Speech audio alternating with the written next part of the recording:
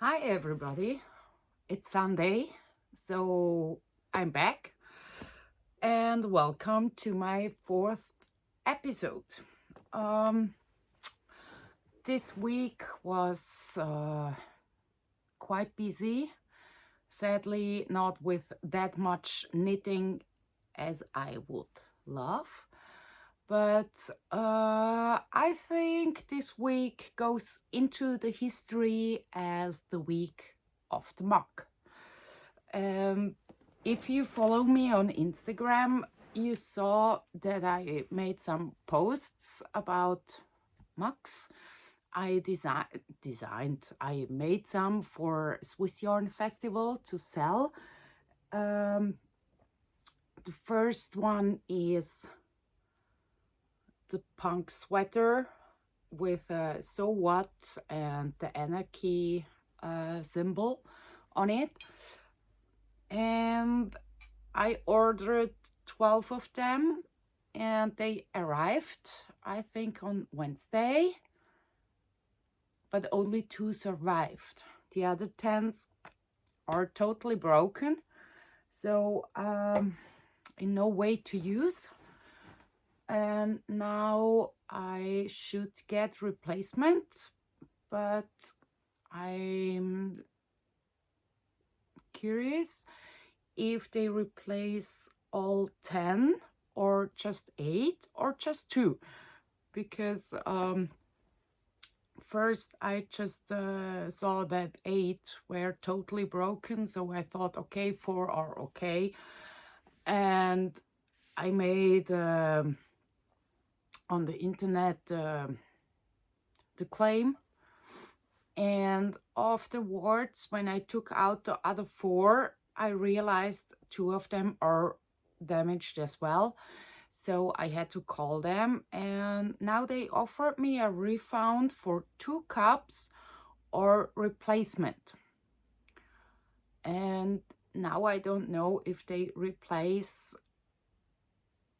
10 to 8. We will see. But I also ordered one with Barbie's Bad Day sweater on it. But my husband said, this is too aggressive and no one will buy. So maybe make one for you to see how it looks. And that's good. Just go with the punk. And when I made the story or the post, most of my followers told me they would like to have this cup. And yeah, for Swiss customers, it's really not a problem, especially if they come to the Swiss Yarn Festival. I started to take pre-orders, and then I will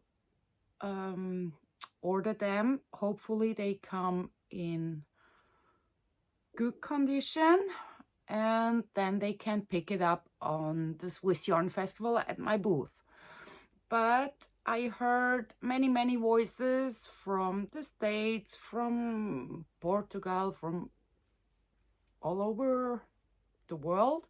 They would like to have one as well. So I tried to figure out this week how I could do that, because with the transportation and everything, it's going to be very expensive, and honestly, it's not my main business.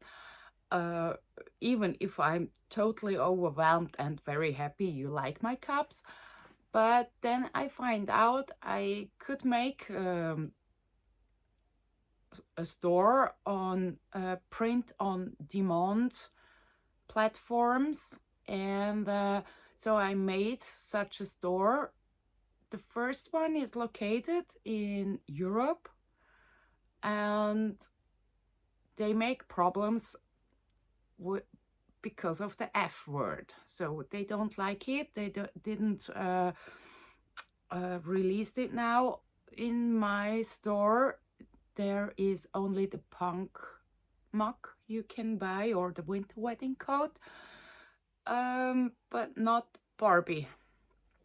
So I found another on-demand platform located in the States, but they have also some production in Europe, but not for all. But I made a second store, and they don't have problems with the F word. Little bit ironic, I think, but isn't Barbie's Bad Day sweater also a little bit ironic? So it's a perfect match. And I will put the links to both stores into the show notes, so you can check it out. In the American one, there is also other, or in both shops are other products like notebooks or water bottles, just stuff like that. Take a look around and maybe you enjoy. And the best of all is, if you buy there, especially for my lovely US followers, if you buy in the US store, it will be produced in the US. It will be sent to you from there. So it's less far away and sustainable, I think, at least a little bit. And I get some margin. So if you buy something in one of these shops, you support me. And thank you for that. Yes, the mug week. But even if there was a lot of research in the internet and sitting on the computer to make printables for the shops and everything, I had a little time to knit. Actually, I have 4 projects on my needles, which should be finished for Swiss Yarn Festival. And Swiss Yarn Festival is 5 weeks. So I don't think I will be able to finish them all. If you watch the second episode, you know, or maybe you remember, I showed you the hemp yarn from Butzeria, and where I should re-knit a summer shirt. Yes, I started, and so far I know it's not much, it's from the back, but at least I started, and need to have it hanging around in my living room and or kitchen table, so that it gets seen from me. And I'm sure I will do some more rows, but honestly, I'm not sure if I can finish it in time for Swiss Yarn Festival. But I will finish it one day. Then last Sunday I told you that I got some kid silk from Penny Lane Yarns for another Misty Mountain sweater I really would like to have at the festival so I can wear it. And yes, last Sunday evening, together with Christine, I cast it on, and yes, I'm extremely for, but this pink is just so cool, and maybe cross your fingers, maybe I get it done in time. Then the third project for Swiss Yarn Festival is something, an idea that came up on Munich Knits last December, where I was with Christine, Julie Knits in Paris, and Tracy from the Knit Pay. I always mix up, please excuse my sweetie. Schnüffeli on Instagram, but wait, she's teaching 2 wonderful spinning workshops in Swiss Yarn Festival this year. The Passion Knit Spinner. Now I have it. Yes. And the idea was, we bought all 4 the same skein, and we all will make some socks, and we will wear it on Swiss Yarn Festival. So this is the skein. It's from Knitterin. It's a German hand dyer, and at least 1 sock is nearly finished. So even if I didn't get the second one done, I just have to knit a little bit more here, and then I can bind off, and at least I can wear 1 sock. Halfway fulfilled, right? And who needs 2 matching socks? 1 is pretty well, and another one, I think that's okay. And then the project I mostly knitted this week on was a shawl. Let me show you. Yeah, here, that's the front side.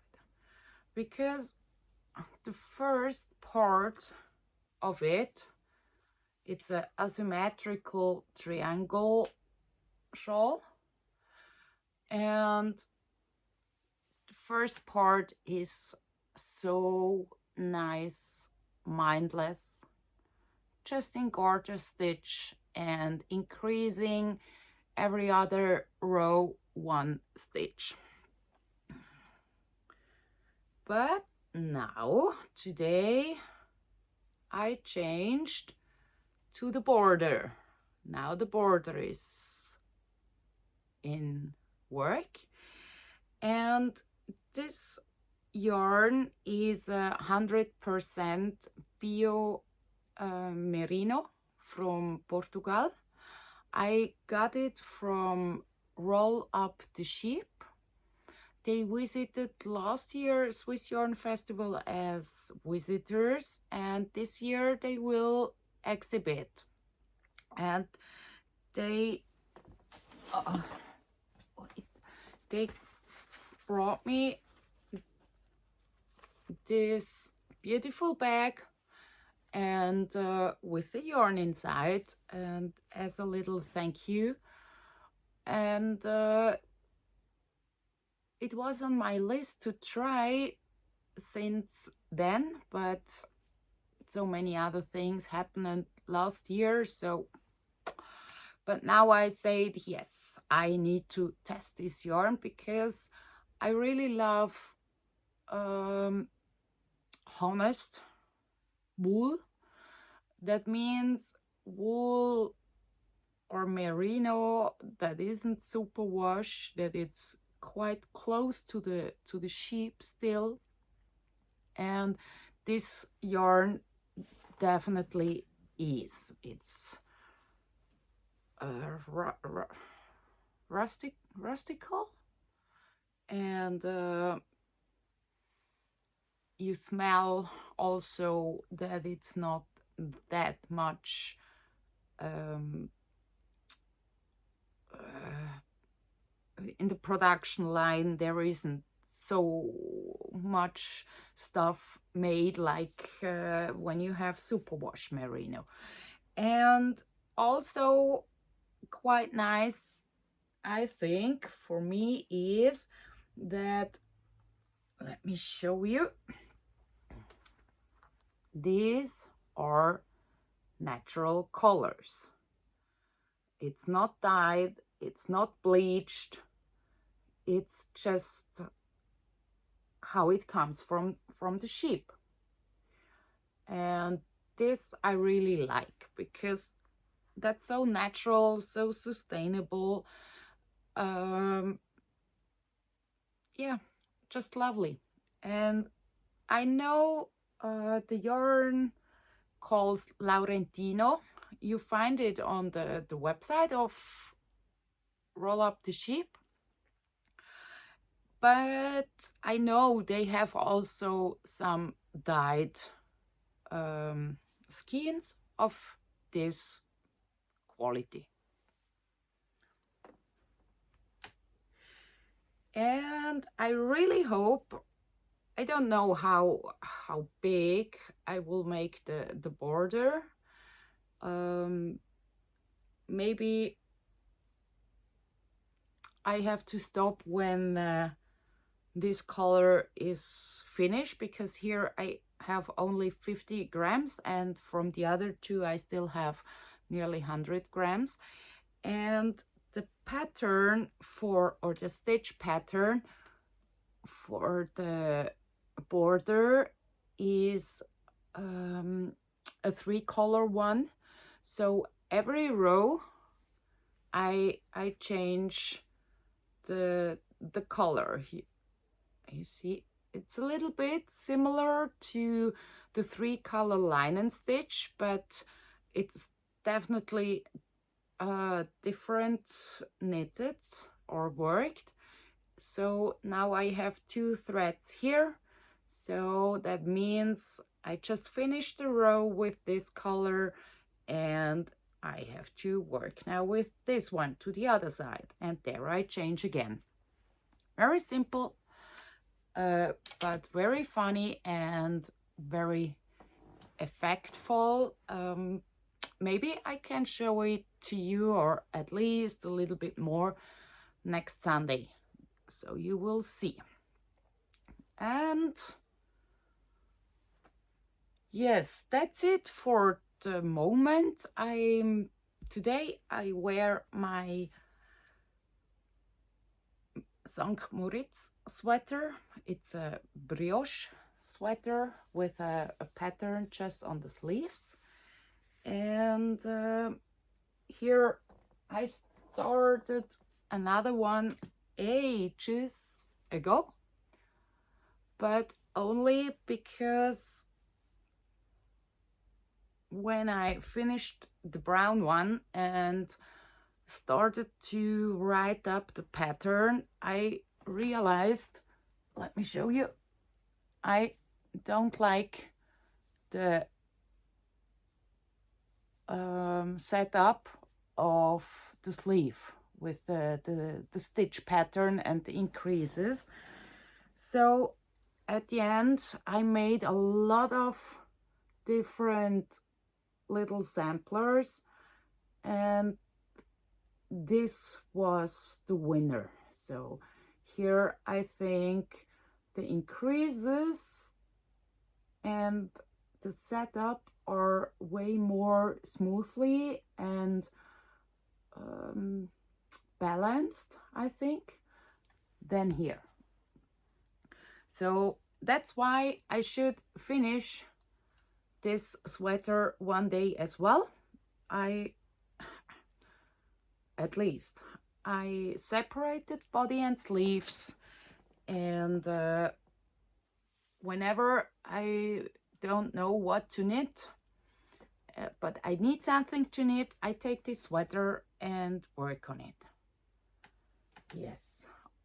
And finally, as you know, on Instagram maybe, and maybe you voted, I went last Tuesday to the hairdresser and I didn't cut that much, but at the end I think it was 15 centimeters or so that I cut, and I can say I really love it. It's nice, and the old bleaching part is now away and it looks fresh again. Yes. So what else? I think that's my roundup for this week. Next week we'll bring some new things and I will let you know next Sunday what happened here. So I hope you enjoyed it and I wish you a beautiful Sunday evening and see you later in a week. Bye! Hallo zusammen, jetzt wechseln wir auf Schwyzerdütsch. Die Woche bin ich leider nicht so zum Lesen gekommen, wie ich gerne hätte wollen. Diese Woche ist doch ein bisschen dominiert worden von meinen Kaffeetassen. Falls ihr auf Instagram mir ja folgt, habt ihr das sicher schon ein bisschen mitbekommen. Mein Kaffeetassen-Desaster. Einerseits habe ich 12 Tassen bestellt vom Punkbully. Und von diesen 12 Tassen, die sind alle angekommen, aber leider nur noch 2 sind ganz. Die anderen 10 hat es mir Vollgas zerdeppert. Also 8 sind Puzzle. Und dann habe ich gerade natürlich Reklamation, einfach der Beanstandung geschrieben. Dort bei dem Drucker, wo ich es gekauft habe. Und abgeschickt und habe dann die 4, die vermeintlich ganz waren, aus den Schachteln rausnehmen und habe dann feststellen, dass von diesen 4 gerade noch mal 2 kaputt sind, aber halt eben nicht so offensichtlich, weil sie einfach innen durch einen Riss haben, wo aber leider so tief ist, dass, wenn man Kaffee reinlässt, man eine riesen Sauerei hat. Also habe ich angerufen, habe es gemolden, ja, kein Problem. Mittlerweile habe ich ein E-Mail bekommen, wo mir entweder 2 Tassen zurückvergütet oder sie den kaputten Bestand ersetzen. Jetzt weiss ich aber nicht, ob sie einfach nur 2 Tassen im Kopf haben, ob sie 8 Tassen im Kopf haben oder ob sie doch 10 Tassen im Kopf haben. Also es bleibt spannend. Ich werde euch dann wieder mitteilen, was das gekommen ist oder nicht gekommen ist. Dann, als ich am Compi gehockt bin und die Druckvorlagen gemacht habe, habe ich ja auch vom Barbie's Bad Day Sweater eine designt oder einfach eine Druckvorlage gemacht. Mein Mann hat dann gefunden, das kannst du nicht machen, das ist viel zu aggressiv mit dem Fuck drauf und so. Aber ja, du kannst ja eine für dich bestellen. Und dann habe ich ja den Post oder eine Story gemacht auf Instagram. Und schlussendlich habe ich ihm dann sagen, du, also mehr als die Hälfte möchte gerne diese Tasse haben. Und ja, er zweifelt jetzt ein bisschen an der Welt, wenn sogar die Lismerinnen auf solche Tassen abspacen und nicht nur auf Punkbully. Haben aber gesagt, er müsse sich keine Sorgen machen, es sei alles okay mit uns. Und es hat ganz viele gehabt, die mich kontaktiert haben. Sie wollen auch so Tassen, aber für die Schweizer ist es ja kein Problem. Da könnt ihr noch eure Bestellungen aufgeben. Vor allem, wenn ihr ans Swiss Yarn Festival kommt, weil ich werde die dann, also ich mache eine Sammelbestellung nächste Woche und wenn sie dann da sind, hoffentlich ganz, nehme ich es dann mit ans Swiss Yarn Festival und dann könnt ihr es dort bei mir am Stand abholen. Eine Tasse kostet 15 Stutz, einfach, dass ich das auch noch gesagt habe. Genau.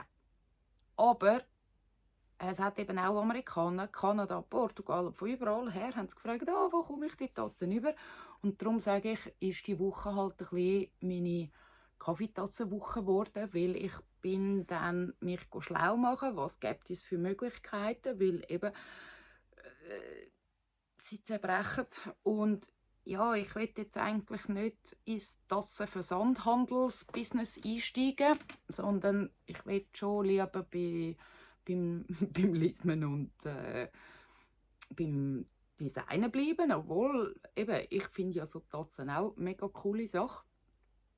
Und wenn ich irgendwo bin, dann kaufe ich mir auch eine, weil das ist immer eine coole Erinnerung. Und ich habe jetzt so 2 Plattformen gefunden, wo Printen nach Nachfrage, Print on Demand anbieten. Da kann man einen Job lösen und da kann man seine Grafiken aufstellen und die drucken es dann und verschicken. Und der erste Shop, den ich eingerichtet habe, das ist ein europäischer. Ich habe gefunden, ja, das ist ja eigentlich nicht schlecht. Gibt aber die Möglichkeit, auch noch einen amerikanischen zu lösen, dass dann eigentlich Nordamerika von Nordamerika bedient wird und Europa von Europa. Jetzt ist es aber so, die tun ein bisschen schwierig wegen dem F-Wörtchen. Und schaltet man die Tassen nicht frei. Und da ich ja bei meiner Recherche noch eine andere Shop-Plattform gefunden habe, die das auch anbietet, habe ich gefunden, ja gut, jetzt löse ich halt dort auch noch einen Job und wir das auch noch einrichten. Der ist wenigstens in Amerika. Und siehe da, ist ein bisschen ironisch, aber dort ist das überhaupt kein Problem. Dort ist meine Tasse drauf und sie wird bereits gekauft. Also, ja. Das Schöne an dieser Sache ist, dass ich nichts mit dem ganzen Zeugs hinten dran zu tun habe, was mir natürlich einerseits Luft gibt für andere Sachen. Das Lismen, Anleitungen schreiben, Swiss Yarn Festival organisieren. Und ich komme aber eine gewisse Marge über. Die ist klein, fair. Und wenn ihr also dort zum Beispiel etwas kauft, dann unterstützen die mich trotz allem auch. Und es ist nicht so, dass das jetzt einfach dann an mir vorbeiziehen, sondern ja, ich verdiene dort dann auch ein bisschen etwas dran und ich habe auch andere Sachen noch eingestellt, die ich jetzt einfach noch lustig gefunden habe. Gehen Sie mal anschauen. Ich hänge euch beide Links in die Shownotes rein und dann könnt ihr ja mal ein bisschen stöbern und dürft mir auch sagen, ob ihr es cool findet, ob ihr es einen Blödsinn findet, also einen Scheiß. Ja, bin gespannt. Freue mich, von euch zu hören. Dann habe ich wirklich im Moment 4 Projekte auf der Nadel, die fertig werden für das Swiss Yarn Festival. Das Swiss Yarn Festival ist in 5 Wochen. Also ob ich das wirklich noch anbringe, no idea, aber ich gebe mein Bestes. Wenn ihr die zweite Episode geschaut habt, dann mögt ihr euch vielleicht daran erinnern, an die Hanfwolle von der Natisea, die ich ja bekommen habe, um ein Sommershirt nochmal nachzulesen. Und ja, ich habe angefangen damit. Und ich bin schon so viel weit.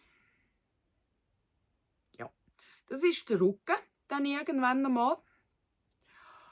Und ich sollte jetzt, glaube ich, wirklich mal ein bisschen auf dem Küchentisch oder auch in der Stube rumliegen lassen, damit ich sehe und auch höre, wenn es mir ruft. Lies mir an mir weiter. Vielleicht schaffe ich es noch, aber ich glaube wahrscheinlich eher nicht. Aber ich gebe mir Mühe und fertig wird es irgendwann sowieso. Aber vielleicht könnt ihr noch das Schwarze halt anschauen am Swiss Yarn Festival. Aber ich gebe mir Mühe, das fertig zu machen. Dann, letzten Sonntag habe ich euch die 2 mega cool pinken Kitzilk-Stränge von der Penny Lane gezeigt. Die Farbe heisst Juju, wo ich ja am Samstag bin holen, um nochmal ein Misty Mountain Sweater zu lesen. Weil Krigi und ich mir auf die Idee gekommen sind, wir könnten je nochmal einen lesen. Und vor allem hätte ich dann eben auch einen zum Anlegen, weil mein Prototyp, der geht an die Modeschau. Und ja, ich habe angefangen, letzten Sonntagabend, nach der Aufnahme, habe ich angeschlagen und so viel weit bin ich. Auch das kommt in die Küche und in die Stube.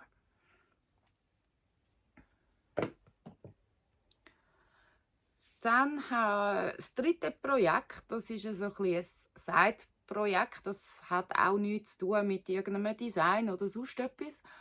Das war eine Idee, die in München aufgekommen ist. Und zwar mit, Julie Knits in Paris, das Resi, Theresa von der eben nicht, der Patio Knit Spinner und der Krigi, dass wir alle 4 könnten den gleichen Knäuel kaufen von Sockenwolle und wir uns dann, jeder liest sich ein paar Socken und dann tragen wir die am Swiss Yarn Festival. Und die Ladies sind dann die Wolle posten bei der Nitarin. Das ist eine deutsche Wollfärberin, Handfärberin. Und also, ist hammergeil. Ist einfach eine mega coole Färbung. Und da kann ich wenigstens sagen, da bin ich schon so weit. Und ich fange ja mittlerweile meine Socken immer unten an, weil es mir meistens ablöst beim Bündli. Und wenn ich unten anfange und es mir dann irgendwann ablöst beim Bündli, spielt es eigentlich keine Rolle, weil ich habe dann einen Socken. Also, ich bin schon noch am Probieren, mich ein bisschen zusammenzureissen, um noch ein bisschen weiter raufzulesen. Aber im Endeffekt ist es voll egal. Ich kann jederzeit abketten und ich habe im Minimum einen Socken parat. Und ich finde sowieso 2 gleiche Socken wird überbewertet. Also sprich, einen kann ich tragen am Swiss Yarn Festival. Also zur Hälfte habe ich sicher erfüllt, auch wenn ich den zweiten nicht mehr zustande bringen würde. Aber man kann es ja noch probieren. Und das 4. Projekt ist ein Schal. Ich glaube, das ist das Projekt, das ich jetzt diese Woche wirklich am meisten gelesen habe. Und bin sicher, du verstehst auch gerade ziemlich genau, warum. Weil der erste Teil ist einfach so schön ohne Studieren. Einfach nur Kraus rechts, Rippli Und in jeder zweiten Runde nimmst du eine Masche zu. Es ist ein asymmetrischer Schal schlussendlich. Und bis jetzt habe ich 1,5 Knäuel von dem verlismet. Und darum bin ich jetzt umgestiegen, heute, aufs Bördli sozusagen. Das Bördli ist dreifarbig. Es wird in jeder Reihe wird, die Farbe gewechselt. Also sprich, ich bin jetzt da hinten. Jetzt kommt wieder eine Vorderseitenreihe. Ich habe mit dieser Farbe geändert. Darum muss ich jetzt den dunkelblaue aufnehmen. Dunkelblau, spinne ich. Dunkelbraun. Vom Prinzip her ist es wie der dreifarbige Leinenstich, Leinenstitch, wo man jede Reihe mit einer anderen Farbe lismet. Aber der Stich selber ist ganz anders. Da werde ich dann sicher einmal noch drauf eingehen und ganz klar auch noch ein Video machen, wie man dann den lismet, weil er ist ein bisschen speziell. Die Wolle, die ich da brauche dafür, ist eine 100%ige Bio-Merino-Wolle aus Portugal. Sie ist wunderbar nahe beim Schaf. Man schmeckt es auch noch ein bisschen. Und sie ist so richtig schön griffig. Sie ist so rustikal. Habe ich einfach gern. Ich habe diese Wolle das letzte Jahr bekommen am Schwyzerdütschi von Roll Up the Sheep. Sie sind das letzte Jahr in Anführungszeichen nur als Besucher gekommen, sind aber dieses Jahr auch als Aussteller dabei und haben eben wirklich wunderbar schöne Qualitäten, die halt nicht Superwash sind, sondern einfach naturnah. Und ich habe die ganze Zeit mir immer wieder die Knäuel angeschaut, die ich bekommen habe und mir überlegt, was ich damit lismen könnte. Also das Tuch war auf eine Art wie klar, aber was für ein Tuch. Und ich habe verschiedene Anläufe gebraucht und bin jetzt bei dem. Und so wird es jetzt durchgezogen. Und das sind die 3 Farben, die ich zur Verfügung habe. Das ist eben mit dem, wo ich den Body gemacht habe. Und jetzt kommen noch die anderen 2 dazu. Und wie groß das schlussendlich das Tuch wird, kann ich dann noch nicht sagen. Wahrscheinlich einfach halt geht es so lange, wie ich noch von dieser habe. Und dann ist Dings gegeben, Grösse. Was ich besonders schön finde jetzt bei diesen Farben, das sind Naturfarben, so wie es vom Schaf kommt. Und das habe ich irgendwie einfach wirklich mega gern. So ein bisschen das Schöfli daheim und noch ein Schöfli um den Hals. Ich weiss aber, dass auch gefärbte Knäuel haben von dieser Qualität. Und die Qualität heisst übrigens Laurentino. Und die ist auf ihrer Homepage, sehen ihr die. Aber wenn ihr ans Swiss Yarn Festival kommt, geht doch am Stand vorbei und schaut es gerade selber an. Genau. Also der sollte sicher noch fertig werden. Ich hoffe, inklusive Anleitung. Wir schauen. Ich lasse euch wissen. Vielleicht kann ich euch habe ich glaube schon gesagt, nächsten Sonntag ein bisschen mehr zeigen von den Bordüren. Aber es kann auch sein, dass ich das erst auf Englisch gesagt habe. Das ist eben der Nachteil mit Englisch und Deutsch, aber ja, alles gut. Dann zu guter Letzt kennt ihr den Pulli sicher. Das ist der St. Moritz Pulli, den ich anhabe. Heute war mir einfach so ein bisschen nach dem Pulli. Ich habe den mega gerne. Es ist wunderschöne Wolle und ich trage ihn sehr gerne. Und da habe ich, nachdem dass ein fertig gelesen hatte und ich angefangen habe, die Anleitung zu schreiben, musste ich sagen, mir gefällt das Setup von den Schultern nicht mit den Zunahmen. Es war einfach irgendwo so ein bisschen unharmonisch und da vor allem, das hat mir einfach nicht so gefallen. Und dann habe ich halt ganz viel Müsterchen gemacht und immer wieder angefangen und probiert neu aufzusetzen. Wie könnte ich zunehmen, dass das schlussendlich mir gefällt.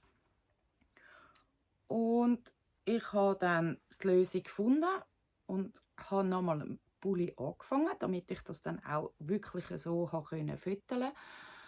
Und zwar ist das dann die Gewinner-Variante. Und ja, da muss ich sagen, gefallen mir die Zunahme und dass wie die Schulter grösser wird, einfach viel, viel, viel besser wie bei der braunen Variante. Und das ist jetzt so ein Projekt, wo keine Priorität wirklich hat. Ich möchte ihn aber gerne irgendwann natürlich auch tragen, weil A, gefällt mir, B, gefällt mir die Farbe super gut und es ist auch das gleiche Material wie das Silana. Und immerhin konnte ich schon mal bin ich so weit gekommen, dass ich Ärmel und Body trennen.